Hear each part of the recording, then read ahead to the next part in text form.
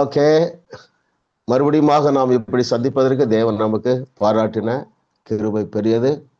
அவர் தம்முடைய வார்த்தையிலே உண்மை உள்ளவராயிருக்கிறார். எந்த வார்த்தை என்று சொன்னால், நன்மையான எந்த ஈவும் எங்கே இருந்து வருகிறது? பரத்திலிருந்து வருகிறது, இல்லையா? அப்ப என்ன நாம் புரிந்து கொள்ள வேண்டும் என்றால், எந்த ஈவும், நன்மையான எந்த ஈவும் அல்லது எந்த ஒரு ஆசீர்வாதமாக இருந்தாலும் அது நமக்கு தேவனிடத்தில் தான் வருகிறது. இந்த கோர்ஸ் ஜாஸ் வேர்ல்ட் ஷேக்கர்ஸ் பைபிள் காலேஜ் தேவனிடத்தில் தான் வந்தது. நாம் 8 பாடங்களை முடித்தோம். அது தேவனிடத்திலிருந்து வந்த ஆசீர்வாதம். இப்பொழுது நாம் 9வது பாடத்தை துவக்குகிறோம். அதுவும் தேவனிடத்திலிருந்து வந்த ஆசீர்வாதம். எல்லா கரங்களை தூக்கி ஆண்டவரை நன்றி சொல்லுவோமா? நன்றி அப்பா. Thank you Lord, thank you Lord for all your supernatural blessing in the name of Jesus. நன்றி. ஆமா. ஸோ இன்றைக்கு நாம் புதிய சப்ஜெக்ட் தொடங்குறோம். அதனுடைய பெயர் தேவனின் மெய்யான இயல்பு, ட்ரூ நேச்சர் ஆஃப் காட். மிகவும் ஒரு ஆசீர்வாதமான பாடத்தை நாம் துவங்குகிறோம். மெய்யாகவே நாம் மறு ரூபம் அடைவோம். எதனாலே நாம் மறுரூபம் அடைகிறோம் என்றால், நம்முடைய தேவனை குறித்து அதிகமாக அறிந்து கொள்ள மனம் புதிதாகிறது. அதாவது வார்த்தை நமக்கு மாம்சமாக மாறுகிறது, வாழ்க்கை மலர்ந்து விடுகிறது. கர்த்தருக்காக நான் ரொம்ப உற்சாகமாக புதிய பாடத்துக்கு வந்திருக்கிறேன். ஏனென்றால் முதல் வகுப்பே நமக்கு பெரிய ஆசீர்வாதமாக இருக்கும் என்று எனக்கு உறுதியாக தெரியும். எஸ் பிரதர் பிலிப், இப்போ நீங்க கொஸ்டின்குள்ள போயிடலாம்.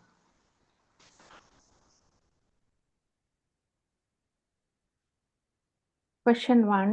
எந்த நிஜத்தை அறிந்தவர்களுக்கு தேவன் தங்களுக்கு உதவி செய்ய ஆயத்தமாயிருப்பதை குறித்து சந்தேகம் எழும்பாது. Very good.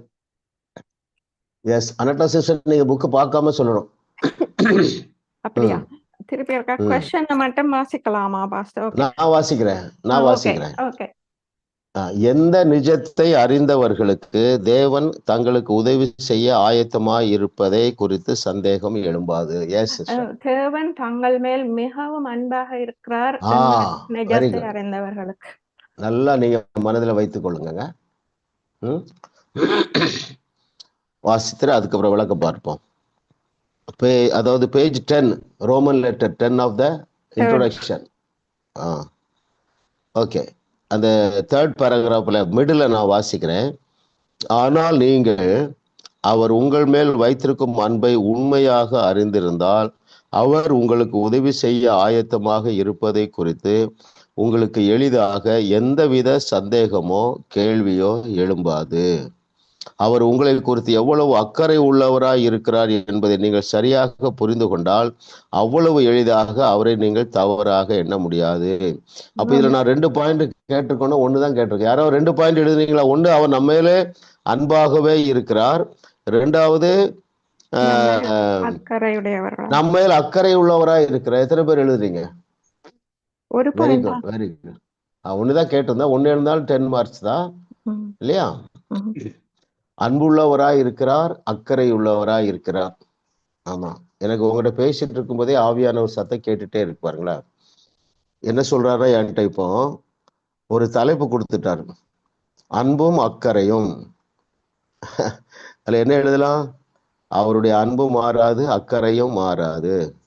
ஓகே, வருது பார்த்தீங்களா? ஸோ அது மக்களுக்கு ஒரு ஆசீர்வாதம் என்றுதான் சொல்லணும். ஓகே, பாருங்க, யாரிடத்துல தான் குறைவு இருக்கும் பொழுதும் அன்பு மாறவில்லை? பழைய ஏற்பாட்டிலேயே புதிய ஏற்பாட்டிலேயே ஒரு சில உதாரணம் பார்த்துட்டு அடுத்த கொஸ்டின் போகலாம். நானே சொல்றதா பாஸ்டர்? இல்ல, எல்லாருமே சொல்லலாம். எல்லாரும் திங்க் பண்ணுங்க. இல்ல, அதாவது அவர்கள் தவறுகள் செய்யும் பொழுது, அந்த பாவம் செய்யும் பொழுதும் அன்பும் அக்கறையும் மாறவில்லை. சிந்தித்து சொல்லுங்க. தாவீது பாருங்களேன், நல்ல எக்ஸாம்பிள். பாருங்க,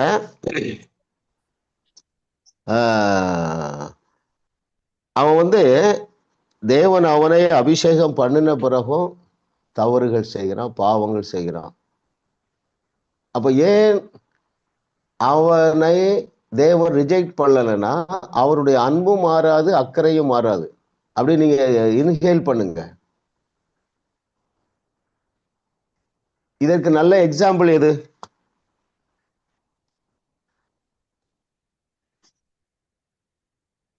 அதாவது தாவீதை ராஜாவாக்கினார். இல்ல நல்லா இன்னும் திங்க் பண்ணுங்க.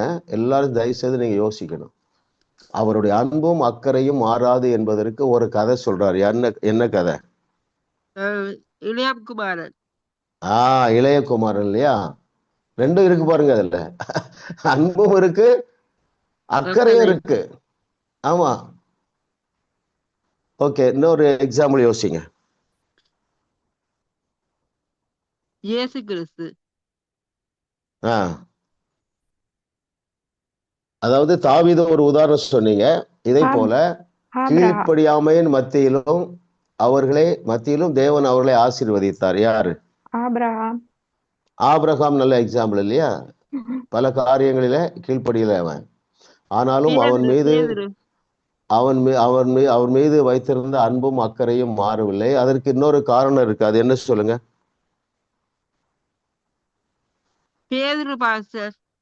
இருங்க சிஸ்டர், அது அடுத்ததுக்கு வருவோம். உடன்படிக்கை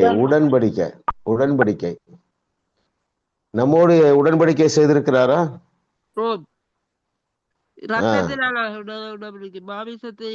வெரி குட். ரத்தத்தினாலான உடன்படிக்கை. நமக்கு அருளப்பட்ட கிருபை என்ன கிருபை? தாவீதுக்கு அருளிய கிருபை. தாவீதுக்கு அருளிய கிருபை. அது எந்த வசனம்?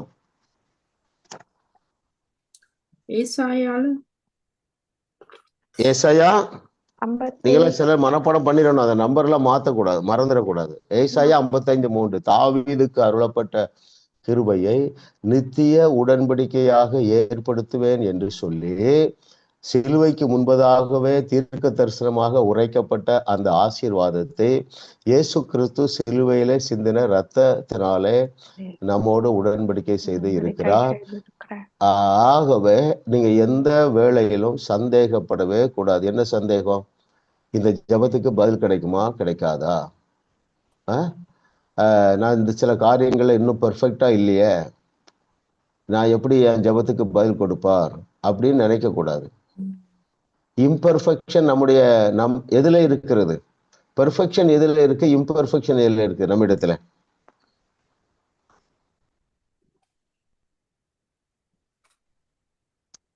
அதாவது பைபிளை நான் வாசிக்கிறோம், we have been perfectly perfected. அது எங்கே இருக்கிறது? ஆனால் நம்முடைய கீழ்ப்படிதலிலே குறைவு இருக்கிறது. அது எங்கே இருக்கிறது சொல்லுங்க?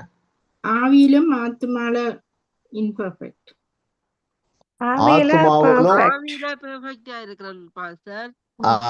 ஆத்மாவிலும் சரீரத்திலும் இம்பர்ஃபெக்டா இருக்கிறோம். ஆமா, பெர்ஃபெக்டான தேவன் பெர்ஃபெக்டாக மாற்றப்பட்டிருக்கிற நம்முடைய ஆவி மனிதரை பார்த்து நாம் சந்தோஷமா இருக்கிறார். நீங்களும் சந்தோஷமா இருங்க, சரிங்களா? சந்தோஷத்தை குறைத்து விடாதீர்கள். இரண்டாவது கேள்விக்கு போயிடலாம் பிரதர்.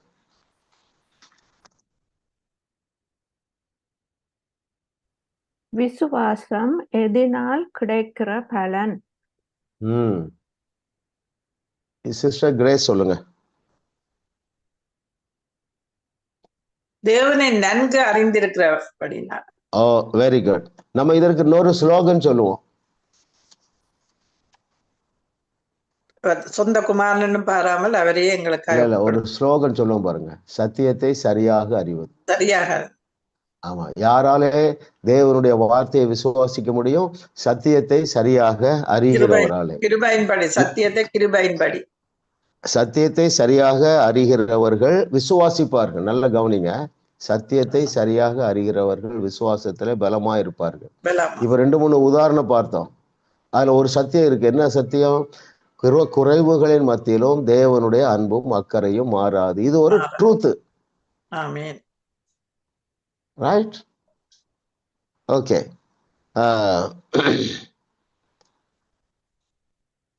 ஓகே, அதை வாசிக்கிறோமே. விசுவாசம் எதனால் கிடைக்கிற பலன்? ரோமன் லெட்டர் 6 கடைசி பாட்டம் மோஸ்ட்டுக்கு வந்துருங்க.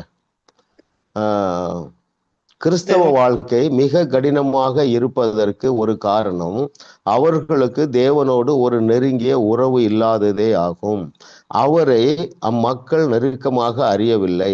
ஒரு மனிதனை நீங்கள் நம்பிக்கைக்குரியவர் என்று நிச்சயமாக அறிந்திருந்தால் கிடைக்கும் பலனே விசுவாசம் என்று நான் நம்புகிறேன். சரிங்களா? அறிந்து கொள்வதுதான். சத்தியமாகிய இயேசு கிறிஸ்துவை சரியாக அறிந்து கொள்வது. ஆமே, நானே வழியும் சத்தியமும் ஜீவனுமாய் இருக்கிறேன் என்று சொன்னார். சத்தியத்தையும் அறிவீர்கள், என்னையும் அறிவீர்கள். அந்த அறிவு உங்களை விடுதலையாக்கும். இந்த அறிவு வந்தாலே போது விடுதலை தானாக வந்து விடும். ஏனென்றால் விசுவாசத்துல பெருகி விடுறீங்க. எத்தனை பேர் அதை என்ஜாய் பண்றீங்க? கண்டிப்பா நீங்க எல்லாரும் என்ஜாய் பண்றீங்க. நம்ம வகுப்பு ஒரு 10 வகுப்பு வந்தவர்களாலே எதை நீங்க அந்த ஒரு சமாதானத்தை, தைரியத்தை, நம்பிக்கையை நீங்கள் என்ஜாய் பண்ணுவீங்க. ஆமா ஆமா. இன்னும் ஒரு சிலர் இன்னும் ரொம்ப என்ஜாய் பண்ணுவீங்க. அது யாருன்றால் இந்த வகுப்புகள்ல ஹோம்ஒர்க்கும் பண்ணி இந்த வகுப்புலையும் பங்கு பெறுகிறவர்கள் மாத்திரமல்ல, இதோ 2 நாள் அல்லது 1 நாள் அல்ல, 7 நாட்களும் அவரை அறிகிற அறிவில நீங்க போக்கஸ்டா இருந்தீங்கன்னா சத்தியத்தை சரியாக அறிவீர்கள். எல்லாருக்கும் உங்களுக்கு தெரியும் எந்தெந்த செய்திகளை கேட்கக்கூடாது, எந்தெந்த செய்திகளை கேட்க வேண்டும் என்று சொல்லி. அப்போ சத்தியத்தை சரியாக போதிக்கிற நபர்களுடைய பிரசங்கங்களை கேளுங்க. உங்கள் விசுவாசம் எதை தொடும்? வானத்தை தொடும். கரெக்டா சொல்லுங்க. தமிழ்ல, செந்தமிழ்ல விண்ணை தொடும். விவி இல்லையா? விண்ணை தொடும் விசுவாசம். எப்பொழுது அது தொடும்? சத்தியத்தை நாம் சரியாக அறிந்து கொள்ளும் பொழுது. 3வது கொஸ்டின் போயிடலாம் பிரதர்.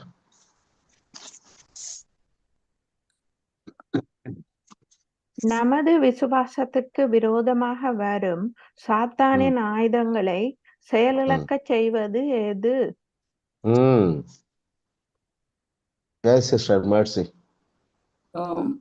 தேவன் நல்லவர் என்றும் அவர் நம்மை நேசிக்கிறவர் என்றும் நாங்கள் புரிந்து கொள்ளும் போது அவர் அந்த வெளிப்பாடு நமது விசுவாசத்துக்கு எதிராக வரும் சாத்தானுடைய ஆயுதங்களை செயலிழக்க செய்துவிடும். சொல்லுங்க. நிதானமாக இன்னொரு நேரம் வாசிக்கிறேன். இதெல்லாம் நம்ம அடிக்கடி தியானிக்க வேண்டிய வார்த்தைகள் இல்லையா? பொன் எழுத்துக்கள்.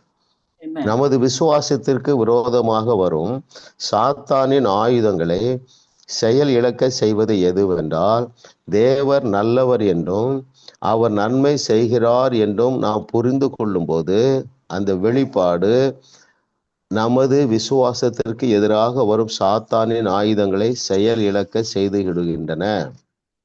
ஒருவேளை நீங்கள் உங்கள் சுகத்திற்காக விசுவாசத்தோடு ஜெபித்து கொண்டு இருக்கலாம். அவருடைய தழும்புகளால் குணமானீர்கள் என்ற வசனத்தை நீங்கள் அறிந்திருக்கலாம். ஒருவேளை நீங்கள் விசுவாசத்தை குறித்த பாடங்களையும் எப்படி வசனத்தை அறிக்கை செய்வது என்பதையும் அதோடு சம்பந்தப்பட்ட அனைத்தையும் கூட நீங்கள் அறிந்திருக்கலாம். ஆனாலும் உங்களால் மேற்கொள்ள முடியாத ஒரு சந்தேகம் உங்களை வருத்தி கொண்டே இருக்கலாம். அதாவது, தேவன் என்னை நிச்சயமாக குணப்படுத்துவாரா என்ற பயம்தான். அது அடுத்த பிறகு வாசித்துருவோம். தேவன் உங்கள் மேல் வைத்திருக்கும் பூரணமான அன்பை நீங்கள் புரிந்து கொண்டிருந்தால் பயம் உங்கள் சிந்தனையை விட்டு முற்றிலுமாக துரத்தப்பட்டு விடும் என்று நீங்கள் அறியீர்களா? பூரண அன்பு பயத்தை புறம்பே தள்ளும் என்று கூறுகிறது. தேவனுடைய சித்தம் என் வாழ்வில் நிச்சயம் நிறைவேறுமா என்று சந்தேகப்பட்டு ஒருவர் பயப்படுவாரானால் அவர் நிச்சயமாக தேவனையும் அவருடைய ஆழமான அன்பையும் புரிந்து கொள்ளாதவராகவே இருக்க வேண்டும். அல்லேலூயா. பாருங்க, இந்த வார்த்தையை நம்ம தியானிப்போம். பயம் உங்கள் சிந்தனையை விட்டு முற்றிலுமாக துரத்தப்பட்டு விடும். நீங்க ஒரு உங்க சொந்தக்காரங்களோ யாரோ சிக்காயிட்டாங்க, சீரியஸ் ஆயிட்டாங்க. ஒரு நேரம் பவரை ரிலீஸ் பண்றீங்க, ஹீல் ஆகலை. 2 நேரம் பேசுறீங்க, ஹீல் ஆகலை. அப்பொழுதும் நீங்கள் பயப்படாம இருக்கக்கூடிய ஸ்டேஜுக்கு வந்துருங்க. நான் திரும்ப சொல்றேன், உங்க வீட்டு பிரச்சனை எடுப்போம், ஏதோ ஒரு தீராத பிரச்சனை. இந்த சத்தியத்தை அறியாத வரைக்கும் பல வருடங்கள் நீங்க பயப்பட்டு கொண்டே இருந்திருப்பீங்க. என் பிள்ளை ரட்சிக்கப்பட்டுருவானா இல்லையான்னு சொல்லி. இன்னும் ரட்சிக்கப்படாமல் இருக்கலாம். அவன் ரட்சிக்கப்பட வேண்டும் என்றால் சுத்தமா அந்த பாரத்தை விட்டுட்டீங்களா? ஏனென்றால் அன்பு பயத்தை புறம்பே தள்ளும். ஆமா, இப்படி ஆயிடுவேனோ, இன்னும் மோசமாயிருவேனோ, அப்படி எண்ணி நாம் கவலைப்பட்டால் நம்ம என்ன செய்யல? பூரண அன்பை நாம் இன்னும் அனுபவிக்கவில்லை. சரிங்களா? கொஞ்சம் கடினமான வேலை தான். ஆனாலும் உங்களாலே பூரணமான அன்பை என்ஜாய் பண்ண முடியும், என்ஜாய் பண்ண வேண்டும்.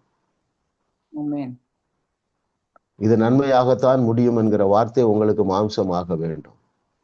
அன்றியும் அவருடைய தீர்மானத்தின்படி அழைக்கப்பட்டவர்களாய் அவரிடத்தில் அன்பு கூறுகிறவர்களுக்கு சகலமும் நன்மைக்கு ஏதுவாகவே நடந்து கொண்டு இருக்கிறது. சமாதானமா இருங்க. அப்பா ரொம்ப சந்தோஷப்படுவார். ஆமா, நம்முடைய சந்தோஷத்துல, நம்முடைய சமாதானத்திலும் நம்முடைய சந்தோஷத்திலும் அவர் சந்தோஷப்படுகிற தேவனாக இருக்கிறார். சரிங்களா? இது ஊழியர்களுக்கு மாத்திரம் அப்படி இல்லை.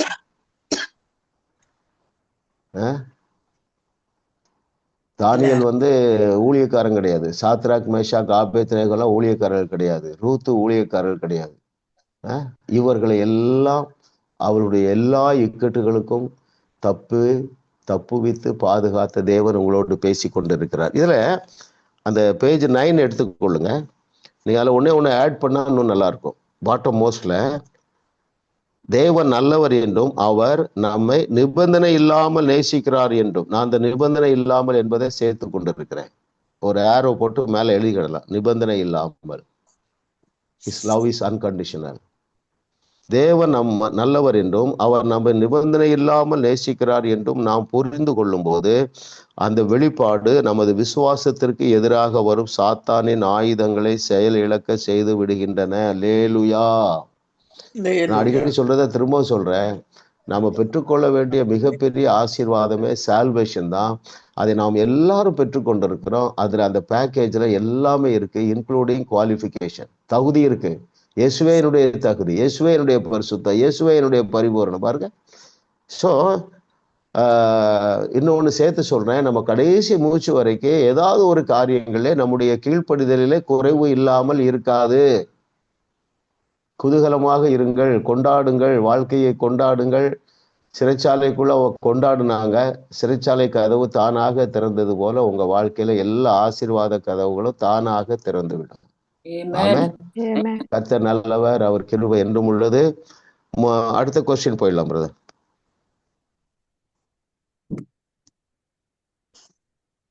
எந்த சூழ்நிலையிலும் தேவன் தங்களுக்கு நன்மை மாத்திரமே செய்வார் என யாரால் விசுவாசிக்க முடியும்? யார் இருக்காங்க அடுத்து? சிஸ்டப்பா மேம்.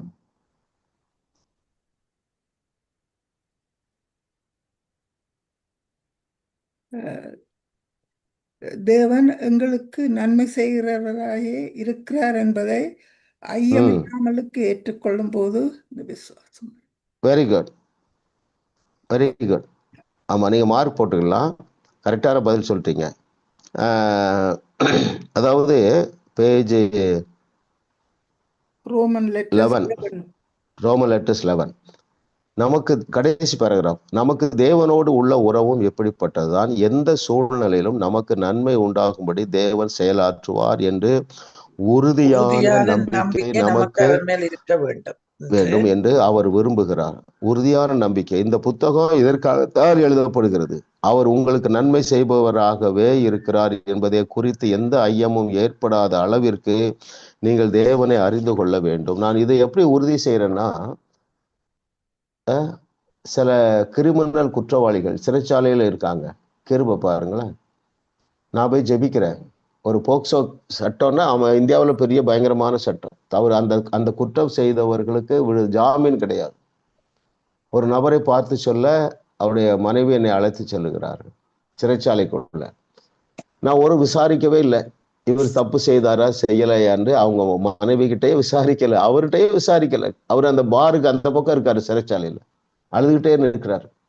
ஒரே ஒரு வார்த்தை சொன்னேன், பிரதர் நீங்க அழாதீங்க, ஏன்னா அவர் பெரிய ஆபீசர், கவர்மெண்ட் ஆபீசர். 7 நாள்ல நீங்க வெளியே வந்துடுவீங்கன்னு சொன்னேன். ஏன் எந்த சூழ்நிலையிலும் தேவன் நமக்கு நன்மை மாத்திரமே செய்வார். ஆமென் ஆமென் ஆமென். இன்னும் நீங்கள் இதை அறிந்து கொள்ள ஒரு உதாரணம் சொல்றேன். இயேசு கிறிஸ்து தம்மிடத்துல வந்த யூதர்களை மாத்திரம் ஆசீர்வதித்தாரா? எல்லாருக்கும் அற்புதம் செய்தார். எல்லாருக்கும் அற்புதம் செய்தார். நமக்கு ஏன் செய்ய மாட்டாரு? இல்ல, குற்ற உணர்வுல இருந்து சூப்பரா நீங்க வெளியே வந்துடணும். ஆமென். ஆமா, மனசாட்சியை குறித்து புக்கு சிஸ்டர் ஜெயா ரெடி பண்ணிட்டு இருக்காங்க. அடுத்த லெவலுக்கு நம்ம போயிடுவோம். அது எத்தனாவது சிஸ்டர்? 10ஆவதா 11ஆவதா நம்ம சப்ஜெக்ட்? 10. அடுத்து 10ஆ? Okay okay. அருமையானவர்களே, சந்தோஷப்பட்டு களி கூறுங்க. நம்ம அப்பா நம்ம மேல உசிரியே வச்சிருக்காரு. நீங்க என்ன செய்யுங்க? உங்க விசுவாசத்தின் மேல உசிரியே வச்சிருங்க. நீங்கள் வாழ்க்கையை அனுதினமும் அறிய வேண்டிய அனுபவிப்பீர்கள்.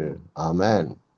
ஆமா, நீங்க திரும்ப திரும்ப வேதத்தை தியானிக்க எது மேலோங்குகிறது என்றால் சில முக்கியமான சத்தியங்கள். அதுல ஒண்ணு என்னன்னா, நாம் எந்த அளவுக்கு சந்தோஷமா இருக்க வேண்டும் என்று ஏசப்பா விரும்பினா தன்னுடைய சந்தோஷத்தையே நிரந்தரமாக நிறைவாக தந்து விட்டு போயிருப்பார். யோசிங்க. கடைசியில சொல்றாரு, சிலுவைக்கு போறதுக்கு முன்பதாக யோவான்ல, என்னுடைய சந்தோஷத்தை தருகிறேன், அது நிரந்தரமான சந்தோஷம், அது வழிந்து ஓடுகிற சந்தோஷம் என்று சொல்லுகிறார். ஆமென். அதனாலதான் பவுல் எழுதுகிறார், சந்தோஷம் என்ன? சந்தோஷமாயிருங்கள். மறுபடியும் சொல்லுகிறேன், சந்தோஷமாயிருங்கள் என்று மறுபடியும் சொல்லுகிறேன். அல்லேலூயா. Yes brother Philip, question number 5 போயிடலாம்.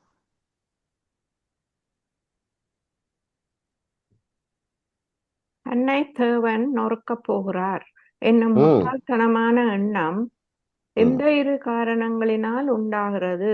அதன் விளைவு என்ன? Very good. சிஸ்டர் பவானி.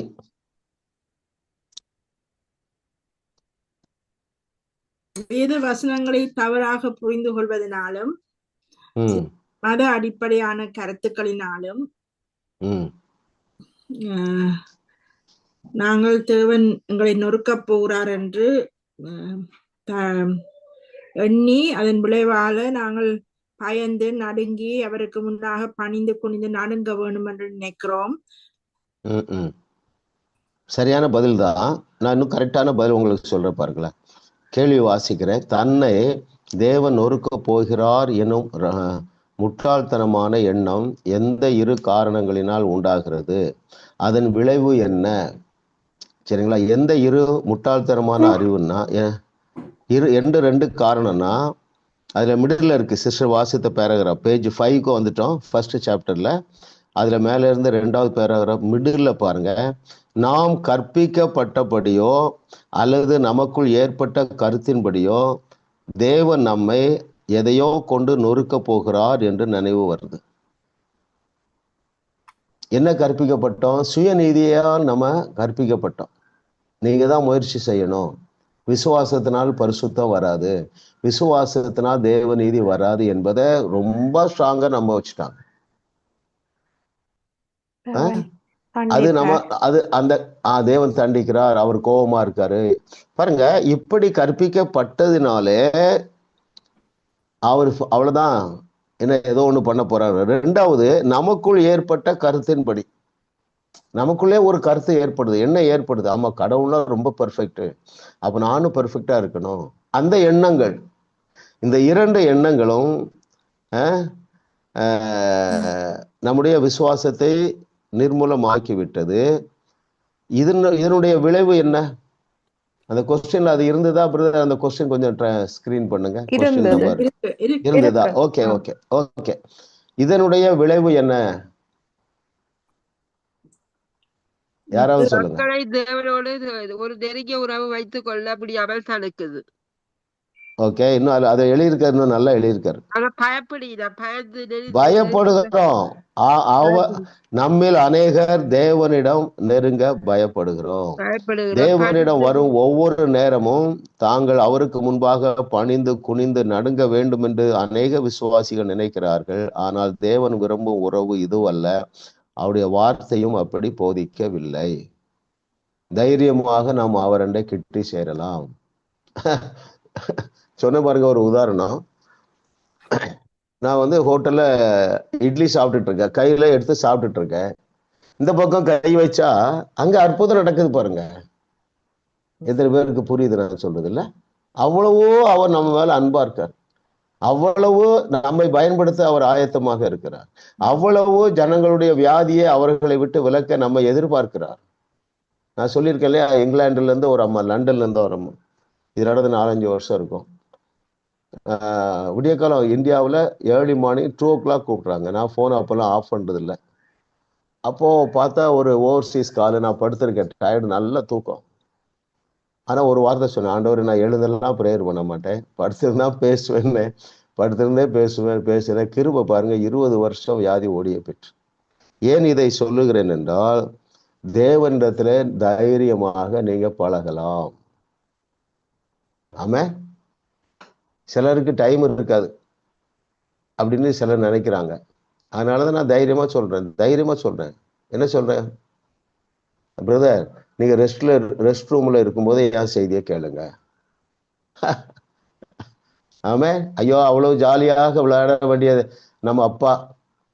ஆமா, எந்த ஒரு பூலோக எந்த தகப்பனும் வைக்காத ஒரு அன்பை நம்ம மேல் வைத்திருக்கிறார். அவருக்கு 2 கரங்களை தூக்கி ஆண்டவர் நன்றி சொல்லுவோம். நன்றி நன்றி நன்றி ஆண்டவரே, உங்களுடைய மாறாத அன்பிற்காக நன்றி.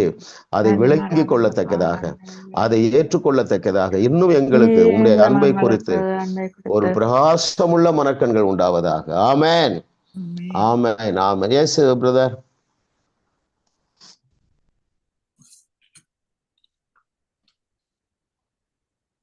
வேதத்தை எப்படி வாசிக்கிறவர்களுக்கு தேவன் ஒரு மனநோயாளி போல தெரிகிறார். Very good. நீங்க ஷார்ட்டா 1 வேர்ட்ல சொல்லலாம் ஆன்சர். ஜெயா.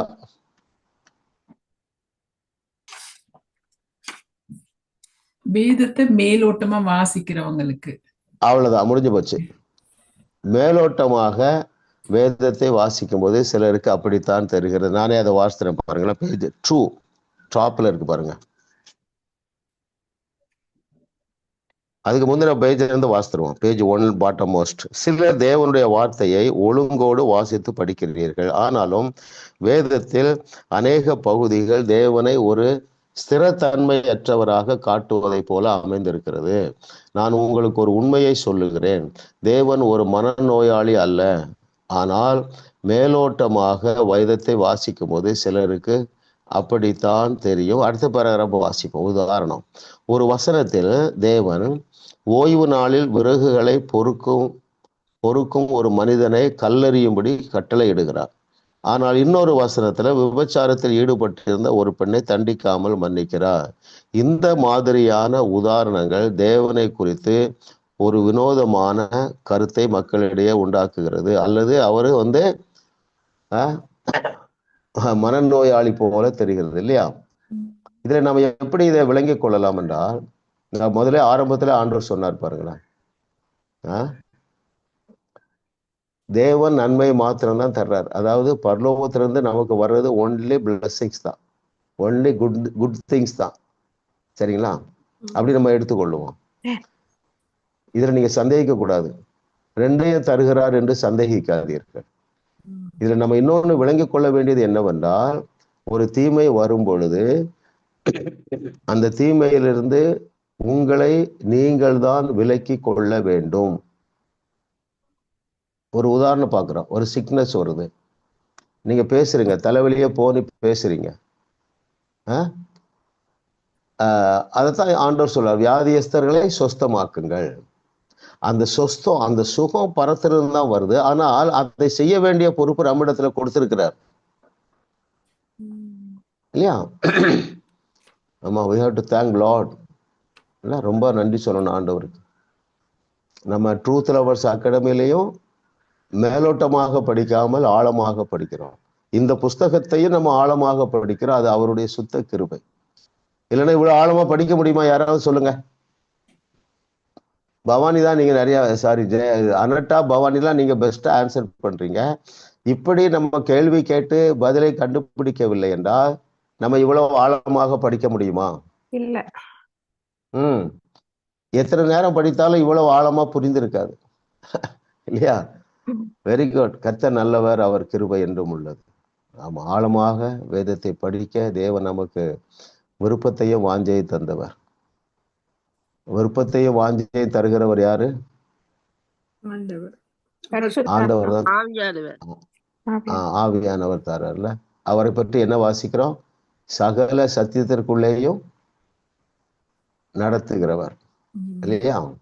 அவர்தான் நம்மோடு பேசுகிறவர், நீங்கள் அல்ல என்று சொல்லியிருக்கிறார். நம்ம அப்படி நம்பிட வேண்டியதான்.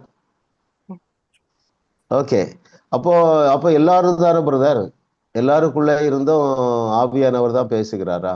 அதான் நம்ம அந்த பாருங்க, ஃபர்ஸ்ட்ல ஆவியானவர் சொன்னார் பாருங்க, நன்மைகள் மாத்திரம்தான் பரத்திலிருந்து வருது. நன்மைகளை மாத்திரம்தான் மனிதர்கள் மூலமாக, ஊழியர்கள் மூலமாக, எவாஞ்சலிஸ்ட் மூலமாக, பாஸ்டர்ஸ் மூலமாக. நன்மைன்னு என்னது? அந்த செய்தி உங்களுக்கு விசுவாசத்தை பெருகப்படினால் அது தேவனுடைய ஆவியானவரிடத்திலிருந்து வருகிறது என்று எடுத்துக்கொள்ளுங்க. உங்களுக்கு ஒரு சந்தேகத்தை உண்டாக்குது, உங்களை குற்றப்படுத்துகிறது, உங்கள் விசுவாசமாகிய கப்பலை சேதப்படுத்துகிறது என்றால் அது வேற இடத்திலிருந்து வருகிறது. கர்த்தர் நல்லவர்.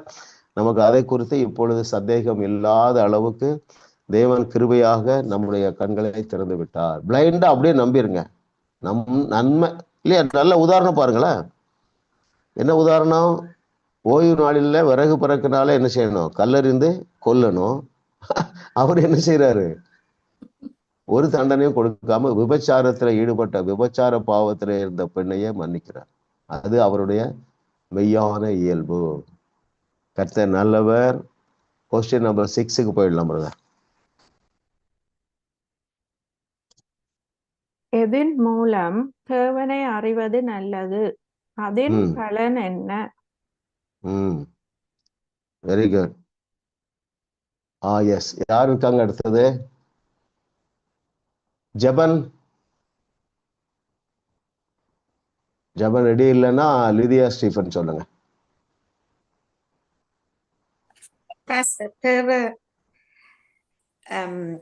வேத வார்த்தையின் மூலமாகவும் பரிசுத்த 7வது கேள்வி தானே பாஸ்டர்?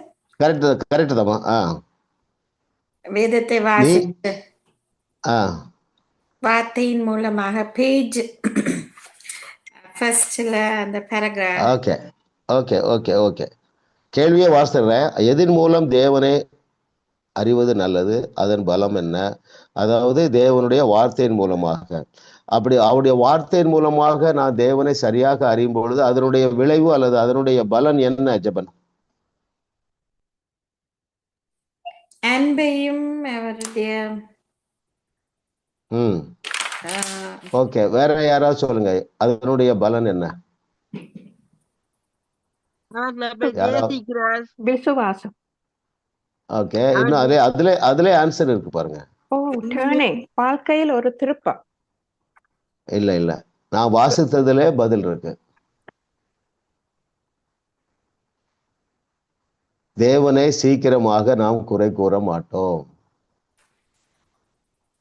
இருக்குதா?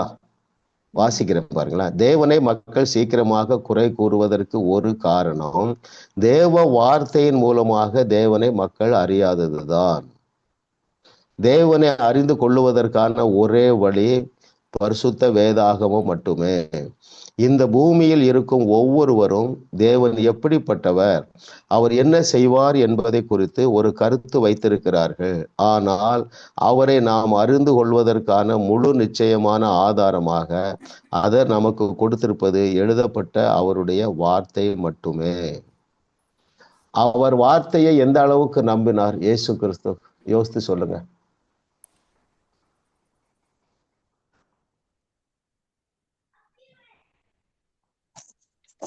வார்த்தை தான் அவரே வார்த்தையானவர். சூப்பர், நல்ல பதில் தான். பாருங்க, சாத்தானை என்ன சொல்லி ஜெயித்தார்?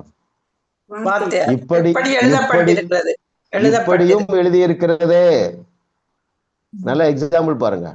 சாத்தான் சொன்னது எழுதப்பட்டிருக்கிறது, இயேசு கிறிஸ்து சொன்னது எழுதப்பட்டிருக்கிறது. நீங்க எந்த வசனத்தை எந்த நேரத்தை எப்படி பயன்படுத்த வேண்டும் என்று கற்றுக்கொள்ள வேண்டியது நம்முடைய பொறுப்பு இல்லையா? ஆமா ஆமா ஆமா, எழுதியிருக்கிறதே. ஒருத்தர் சொல்றாரு, ஆபிரகாமை தேவன் சோதித்தார், யோபை சோதித்தார் அப்படின்னு எழுதி இருக்கிற, நீங்க எதுக்கு என்ன பதில் சொல்லுவீங்க? இப்படியும் எழுதி இருக்கு. எப்படி இந்த கான்டெக்ட்ல? ஒருவரை பொல்லாங்கில சோதிக்கிறது, அதை சொல்லணும். எப்பா இப்படி எழுதியிருக்குப்பா, என்னிடத்துல குறை இருக்கு, ஆனால் இப்படியும் எழுதியிருக்கிறது. தீமையினால என்ன சோதிக்க மாட்டார், வியாதியினால சோதிக்க மாட்டார், விபத்தினால சோதிக்க மாட்டார். ஸ்ட்ராங்கா நில்லுங்க. ஆனா அங்க பிரச்சனை மாறாம இருக்கலாம், அதை பற்றி நமக்கு கவலை இல்லை. இந்த வெளிச்சம் வந்தா தானாகவே அந்த பிரச்சனை போயிடும். அந்த ஒரு பிரச்சனையில முதல்ல பாருங்க, என்ன சொல்லலாம், ஒரு சிக்னஸ் வந்துட்டு அப்படி இருக்குமே, டாக்டர் வந்து ஏதோ டயக்னைஸ் பண்ணிட்டாங்க. விடுதலை வியாதியில இருந்து வருமா, கவலையில் பயத்திலிருந்து வருமா? பயத்துல கவலை, அதுல இருந்து தான் விடுதலை வரணும். நல்லா கவனிச்சுக்கிடுங்க, சரிங்களா? கர்த்தர் நல்லவர், அவர் கிருபை என்றும் உள்ளது. சந்தோஷமாய் இருந்ததுனால சிறைச்சாலை கதவு திறந்ததா, சிறைச்சாலை கதவு திறந்த பிறகு சந்தோஷமா இருந்தாங்களா? சந்தோஷமா இருந்ததுனால. ஆமா, கண்டிப்பா நீங்க எல்லாரும் அதுல வளர்ந்துருக்கீங்க, இன்னும் வளர்ந்து விடுங்கள், சரிங்களா? எந்த சூழ்நிலையிலும் ரொம்ப பிரச்சனைனா காலையில எழுந்து நடனம் ஆடிடுங்க. அது முதலாவது எதுல விடுதலை தரும்னா உங்க மனதுல விடுதலை தரும். இந்த காரியம் நன்மையாகத்தான் முடியும். கோர்ட்ல ஆயிரக்கணக்கான வழக்கு நடக்கலாம், டாக்டர் ரிப்போர்ட் எப்படியே இருக்கலாம். யாருடைய காரியம் மாறுதலாக முடிந்தது?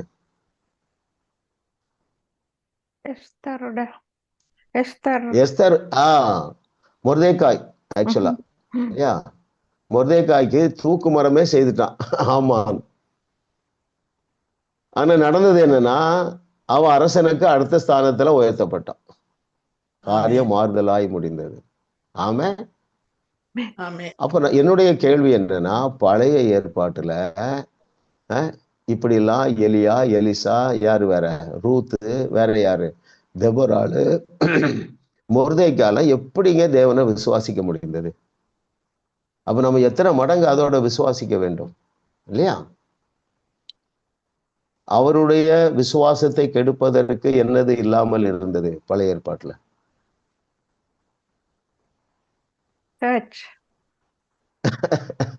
கரெக்டா இல்லையா? தப்புனா யாரும் நீங்க ஆர்கியூ பண்ணலாம் என்கிட்ட. இல்ல இல்ல பிரதர், அது அல்ல காரணம், சொல்லவே முடியாதுங்க. ஆனால் அதுக்காக நம்ம தப்பை வந்து சர்ச்சை ரிஜெக்ட் பண்ண வேண்டியதில்லை. சர்ச் மூலமா தான் நம்ம எல்லாம் ரட்சிக்கப்பட்டோம்.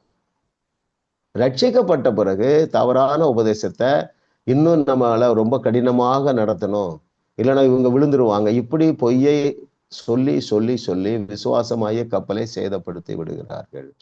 அதனால சரியான சத்தியத்தை போதிக்கிற நபர்கள் கிடைத்தால் கண்டிப்பாக நீங்க சர்ச்சுக்கு போங்க. சர்ச்சுக்கு போகலைன்னா இந்த world Shakers Bible College students எல்லாம் என்ன செய்யணும்? ஒண்ணு சர்ச்சுக்கு போகணும், இல்லைன்னா என்ன செய்யணும்? சத்தியத்தை சரியாக கற்றுக்கணும், சர்ச்சை ஆரம்பிக்கணும்.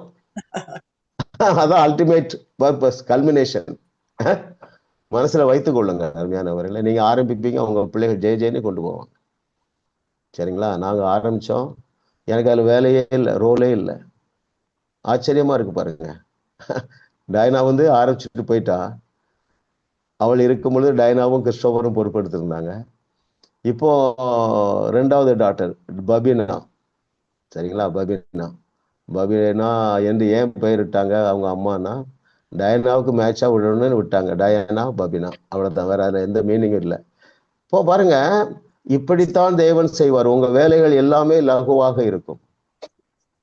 மாற்றங்கள் எப்படி வரும்? லகுவான மாற்றம், எஃபர்ட்லெஸ். எல்லாரும் சொல்லுங்க, எல்லாமே எஃபர்ட்லெஸ். எல்லாமே எஃபர்ட்லெஸ். அப்போ நான் நினைச்சேன் பாருங்க, அப்போ ஒரு அட்வொகேட் வந்துட்டு இருந்தாரு. நம்ம கொஞ்சம் டைம் இருக்கிறதுனால நான் பேசுறேன். அப்போ நானும் செய்தி கொடுப்பேன், டயனாவும் செய்தி கொடுப்பாங்க, கிறிஸ்டோபரும் செய்தி கொடுப்பாங்க ஆரம்ப நாட்கள்ல. அப்போ அவரு வந்து கொஞ்ச நாள் வந்த பிறகு சொல்றாரு, பிரதர், ஆரம்பத்துல நீங்க செய்து கொடுத்தாதான் எனக்கு ரொம்ப ஆசீர்வாதமா இருந்தது. ஆனா இப்போ உங்க பிள்ளைகள் உங்களோட நல்லா செய்தி கொடுக்குறாங்கன்ட்டாங்க. Diana Christopher. அப்புறம் பாத்தீங்கன்னா பபினா வரா. நான் நினைச்சேன் இவ எப்படி செய்து கொடுக்க போறாளோ, மக்களுக்கு எப்படியே பிளஸ் பண்ண போறாள்னு யோசித்தா, ஒரு பழமொழி இருக்கு பாருங்க, தாயா தகப்பனா 8 அடி பாய்ந்தால் பிள்ளைகள் 16 அடி பாய்ங்கிறாங்க பாருங்க. இப்படித்தான் உங்களை சந்ததியை நான் இப்ப ஆசீர்வதிக்க போறேன். சரிங்களா? எல்லா ஏரியாக்கள்லையும் உங்களை விட உங்கள் பிள்ளைகள் சத்தியத்தை இன்னும் நல்லா அறிவாங்க. அப்படியே இன்ஹேல் பண்ணுங்க. நான் பிளஸ் பண்றேன். ஆண்டவரே நன்றி அப்பா, அவன் சொன்னபடியே ஆகும் என்று சொல்லி இருக்கிறேன். எங்கள் அருமையான சகோதரிகள் சகோதரர்களுடைய குடும்பத்துல இன்னும் ரட்சிக்கப்படாத பிள்ளைகள் இருப்பார்கள் என்றால் அவர்களை நீ ரட்சிக்க உன்னுடைய கரம் குறுகி போகவில்லை. தேவனுடைய கரம் அவர்கள் மீது வைக்கப்பட்டு அவர்கள் ரட்சிக்கப்படுவார்களாக. மகன்கள், மகன்கள், மருமகள்கள், மருமகன்கள், பேரப்பிள்ளைகள் யாராக இருந்தாலும் சரி. தேவரீர் கர்த்தாவே, எல்லா மனிதரும் ரட்சிக்கப்பட வேண்டும் என்பது உங்களுடைய சித்தமா இருக்கிறதுனால நாங்கள் யாவரும் ஒருமனப்படுறோம். இதை கேட்கிற எல்லா வீடுகளில் உள்ள பிள்ளைகள் இயேசுவின் நாமத்தினால அவருடைய கண்கள் திறக்கப்படுவதாக, அவர்கள் ரட்சிக்கப்படுவார்களாக. அதே வேளையிலே ஆண்டவரை சத்தியத்தை சரியாக அறிகிற இந்த அறிவுக்குள்ள, புதிய உடன்படிக்கை குறித்த சரியான அறிவுக்குள்ள இவர்கள் வருவார்களாக. மாத்திரமல்ல, ஏன்னா பெற்றோர்களாகிய எங்களை விட எல்லா ஏரியாவிலும் அவர்கள் இரட்டிப்பாக பெருகுவார்களாக. நாங்கள் உம்மை அறிந்திருக்கிறதை விட இந்த Truth World Shakers Bible College students அறிந்திருக்கிறதை விட உம்மை பற்றி எங்களுடைய சந்ததிகள் இன்னும் அதிகமாக சரியாக அறிந்து கொள்ளுவார்களாக. எங்களை விட அதிக அற்புதங்களை செய்வார்களாக. அவர்கள் வேலையில ப்ரொமோஷன் ஆஃப்டர் ப்ரொமோஷன் வந்து கொண்டே இருப்பதாக, அவருடைய சம்பாத்தியமும் பெருகி கொண்டே இருப்பதாக, அவருடைய ஊழியங்களும் பெருகி கொண்டே இருப்பதாக. இயேசுவின் நாமத்தினால எதை கேட்டாலும் தருவேன் என்று சொன்ன இயேசுவின் நாமத்தினால நாங்கள் யாவரும் கேட்கிறோம். தேவரே, நீர் அப்படியே செய்யறதுக்காக நன்றி. இயேசுவின் நாமத்தில் பிதாவே, ஆமென் ஆமென் சொல்லுங்க. ஆமென் ஆமென் ஆமென் ஆமென் ஆமென் ஆமென். கர்த்தர் நல்லவர். 8வது கேள்வி போயிடலாம் பிரதர்.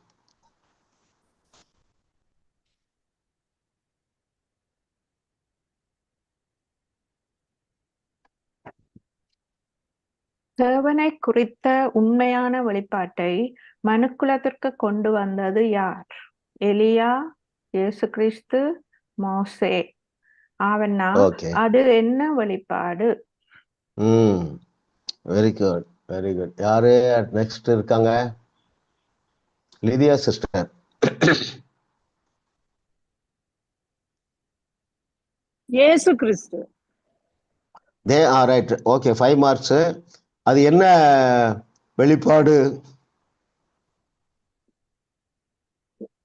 பிதாவே இயேசு கிறிஸ்து ஒருவர் தான் முழுமையாக அறிந்திருக்கிறார். ஓகே,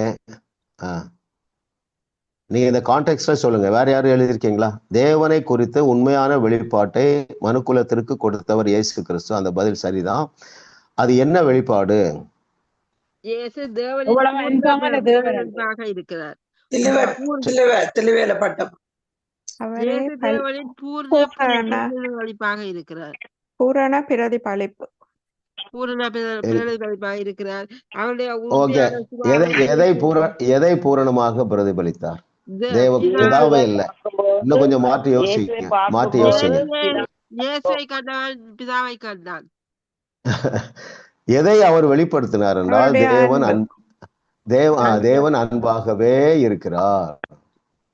அதைத்தான் நம்ம இந்த எல்லாத்துலயும் பார்க்கிறோம் இல்லையா? அந்த 2 பகுதியிலையும், முக உரையிலையும் ஃபர்ஸ்ட் சாப்டர்ல என்ன பார்க்கிறோம்னா, தேவன் அன்பாகவே இருக்கிறார் என்பதை உலகத்திற்கு, இந்த வெளிப்பாட்டை உலகத்திற்கு பிரதானமாக கொடுத்தவர் இயேசு கிறிஸ்து. இல்லை என்றால் பாவிகளாகிய நமக்காக இயேசு கிறிஸ்துவை பிதா பலியாக்கி இருக்க மாட்டார். பாருங்க, நல்லவன் ஒருவனும் இல்லை, எல்லாரும் கெட்டு போனவர்கள் தான். எல்லாரும் ஏகமாய் கெட்டு போனார்கள். அப்ப கெட்டு போன நமக்காக குமாரனை பலியிடுகிறார் என்றால் தேவன் அன்பாகவே இருக்கிறார். ஆமா, கர்த்தர் நல்லவர். பாருங்க, லவ்விங் டேடி. ஆமா ஆமா ஆமா, இந்த அன்புல வந்துருங்க, அதை என்ஜாய் பண்ணுங்க. சில நினைப்பாங்க, பிரதர் இந்த பிரச்சனை தீர்ந்தாதான் என்னால தேவனை நேசிக்க முடியும், இந்த பிரச்சனை தீர்ந்தாதான் என்னால விசுவாசிக்க முடியும், இந்த பிரச்சனை தீர்ந்தாதான் என்னால் அற்புதம் செய்ய முடியும் என்று சாக்கு போக்கு சொல்லிக்கொண்டு காலத்தை டிலே செய்யாதீர்கள். சரிங்களா? காலத்தை நீங்க என்ன செய்யக்கூடாது, வீணா இருந்த இடத்துல ஸ்டார்ட் பண்ணிருங்க. எதை? விசுவாசிக்க, அவருடைய அன்பை என்ஜாய் பண்ண, அற்புதம் செய்ய. ஏனென்றால் அவர் நீங்கள் முற்றிலுமாக தகுதியாக்கப்பட்டு இருக்கிறீர்கள், முற்றிலுமாக நீங்கள் வல்லமைப்படுத்தப்பட்டு இருக்கிறீர்கள். வேதம் எங்க நீங்க தேடி வாசிங்க, சாதகமான சூழ்நிலை இல்லாத நேரத்துல தான் தேவனை அதிகமாக விசுவாசித்திருக்கிறார், தேவனுக்காக அதிகமாக எழுந்து பிரகாசித்திருக்கிறார்கள், தேவனை அப்படி கண்ணை மூடி நம்பி இருக்கிறாங்க. கர்த்தர் நல்லவர், அவர் கிருபை என்றும் உள்ளது. Very good. அப்போ தேவன் அன்பாகவே இருக்கிறார் என்பதற்கு போதித்தவர் மாத்திரமல்ல, அவரே அடையாளம். தேவன் அன்பாக மட்டும்தான் இருக்கிறார் என்பதற்கு அடையாளமே நம்முடைய நாதனாகிய இயேசு கிறிஸ்து தான். Very good. கொஸ்டின் அடுத்தது போயிடலாம் பிரதர். புதிய ஏற்பாட்டின் வெளிச்சத்தில் பழைய ஏற்பாட்டை அறிந்து கொள்ளாதவர்கள் தேவனை எப்படி பார்ப்பார்கள்? 3 எழுதுக. Very good. ஸ்கிரீன்ல இல்லாதவங்க சொல்லலாம். ஸ்ரீதேவி சிஸ்டர், பேபி ராணி. 12வது பக்கம் பாஸ்டர். சொல்லுங்க. கோபாக்கினை நிறைந்த நியாய தீர்ப்பு செய்கிற தண்டிக்கிற தேவனாக பார்க்கிறார்கள். கரெக்டா சொல்றீங்க. கோபாக்கினை நிறைந்த 2வது நியாய தீர்ப்பு செய்கிற, 3வது தண்டிக்கிற தேவனாக. ஓகே ஓகே, கரெக்ட் தான் சிஸ்டர். நான் வாசிக்கிறேன், கேள்வி நான் வாசிக்கிறேன். முதலாவது, புதிய ஏற்பாட்டின் வெளிச்சத்தில் பழைய ஏற்பாட்டை அறிந்து கொள்ளாதவர்கள் தேவனை எப்படி பார்ப்பார்கள்? 3 எழுதுக. பேஜ் 12ல பாட்டம் மோஸ்ட்ல கடைசி பேராகிராஃப் மிடில் பாருங்க. கோபாக்கினை நிறைந்த தேவனாக பார்க்கிறாங்க. நியாய தீர்ப்பு தண்டிக்கிற நியாய தீர்ப்பு செய்கிற தேவனாக பார்க்கிறார்கள், தண்டிக்கிற தேவனாக பார்க்கிறார்கள். அந்த பேராகிராஃப் முழுசு வாய்த்துருவோம். புதிய ஏற்பாட்டின் வெளிச்சத்தில் பழைய ஏற்பாட்டை ஆராய்ந்து பார்த்து தேவனுடைய வார்த்தையை குறித்த ஒரு முழுமையான புரிந்து கொள்ளுதல் உண்டாகாவிட்டால் மக்கள் தேவனை ஒரு கோபாக்கினை நிறைந்த நியாய தீர்ப்பு செய்கிற தண்டிக்கிற பழைய ஏற்பாட்டு காலத்தின் தேவனாகவே பார்க்கிறார்கள். அது தேவனை குறித்து ஒரு உண்மைதான். இயேசு கிறிஸ்துவின் உள்ள அன்பையும் மன்னிப்பையும் ஏற்றுக்கொள்ளாதவர்கள் ஒரு பயங்கரமான நாளில் தேவனுடைய நியாய தீர்ப்பை அடைவார்கள். ஆனால் கோபாக்கினையும் நியாய தீர்த்தலும் மட்டுமே தேவனுடைய முக்கியமான சுபாவம் அல்ல. அவர் நியாய தீர்ப்பு செய்யாமல் என்ன செய்கிறார்? மன்னிப்பு கொடுக்கிறார். அதுதான் அவருடைய நியாய தீர்ப்பு. வேதத்துல பல இடத்துல நம்ம பார்க்கிறோம் பாருங்க. அடுத்த பேராகிராஃப் வாசிப்போம். Page 13 top. தேவனுடைய சுபாவம் நியாயம் தீர்ப்பது மட்டுமல்ல, தேவனுடைய வார்த்தையை நீங்கள் அப்படி குறிப்பிட்டப்பட்டிருப்பதாக காண முடியாது. அவர் நியாயாதிபதியும் நீதி செய்கிறவரும் பரிசுத்தமாய் இருந்தாலும் தேவன் அன்பாகவே இருக்கிறார் என்று வெளிப்படுத்துகிறது. தேவனுடைய உண்மையான சுபாவம் அன்புதான். அவர் அன்பு உடையவராக மட்டுமோ அன்பினால் கிரியை செய்கிறவராக மட்டுமோ அல்ல, அவர் அன்பாகவே இருக்கிறார். அன்புதான் தேவனுடைய மெய்யான சுபாவம். அப்ப இதை புரிந்து கொண்டால்தான் நீங்க என்ன செய்வீங்க? பெரிய பெரிய வாக்கு தத்தங்களை உங்களால விசுவாசிக்க முடியும். கால தாமதத்தையும் நீங்க ஏற்றுக்கொள்ள மாட்டீங்க. அநேகர் நம்ம என்ன நினைக்கிறோம்னா, இதெல்லாம் நான் சரி பண்ணாதான் ஆண்டவர் என்ன நேசிக்க முடியும் நம்பிட்டோம். இன்னும் அநேகர் அதான் நம்புறாங்க. 99%. அதுல இன்னும் பெருங்கூட்டத்தார் தேவனால் என்னை ஆசீர்வதிக்கவே முடியாது, ஏனென்றால் ஐ எம் நாட் பர்ஃபெக்ட் என்கிற பொய்யை நம்புறேன். கர்த்தர் நமக்கு தந்த பிரகாசமுள்ள மனக்கண்களுக்காக நாம் தேவனை ஸ்தோத்தரிப்போம். இன்னும் ஒரு கொஸ்டின் இருக்குல்ல பிரதர் பிலிப்? எஸ். புதிய ஏற்பாட்டில் இயேசு கிறிஸ்து மூலமாக கொடுக்கப்பட்ட எந்த 3ம் பழைய ஏற்பாடு மூலமும் கொடுக்கப்பட்டிருந்தது. Very good. Brother Philip, can you answer? Love, mercy and forgiveness. Very good, very good. Exactly. Page 15, last paragraph. இனி வரும் அத்தியாயங்களில் நாம் புதிய ஏற்பாட்டில் இயேசு கிறிஸ்துவின் மூலமாக நமக்கு தேவனால் கொடுக்கப்பட்ட number 1 love, number 2 forgive, mercy, number 3 மன்னிப்பு ஆகியவைகள் பழைய ஏற்பாடு மூலமாகவும் மனுக்குலத்திற்கு கொடுக்கப்பட்டு இருந்தது என்பதை பார்க்க போகிறோம். இதை குறித்து ஆண்ட்ரூ என்ன எழுதுறாருன்னா, தேவன் தன்னுடைய எல்லா கோபத்தையும் யார் மேல வைத்து தன்னுடைய கோபத்தை தணித்து கொண்டார்? குமாரன் மீது. ஆமா, சிலுவையில அதான் நடந்ததுங்கிறார். தன்னுடைய எல்லா கோபத்தை, அதாவது நம்ம மேல வைக்க வேண்டிய கோபத்தை அவர் மேல் வைத்து விட்டார். ஆகவே அவர் நம்ம மீது திருப்தியாக இருக்கிறார். பிரச்சனை என்னன்னா, உங்களாலேயும் திருப்தியா இருக்க முடியுதாங்கிறதா. இளைய குமாரன் எதனால பன்றி மேய்க்க போனா?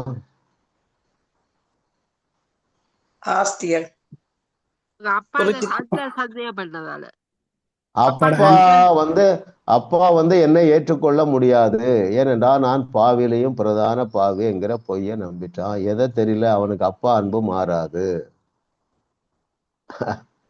அல்லேலூயா. கர்த்தர் நல்லவர். அப்படியே நீங்க பெற்றுக்கொள்ளுங்க. பிதாவே உமக்கு நன்றி அப்பா, உங்களுடைய அன்பை குறித்து எள்ளளவும் எந்த சூழ்நிலையிலும் சந்தேகம் வராத அளவுக்கு உங்களுடைய பிள்ளைகளுக்கு ஒரு விசுவாசத்தை நான் கட்டவிழுக்கிறேன், தைரியத்தை கட்டவிழுக்கிறேன், சுத்த மனசாட்சியை நான் கட்டவிழுக்கிறேன்.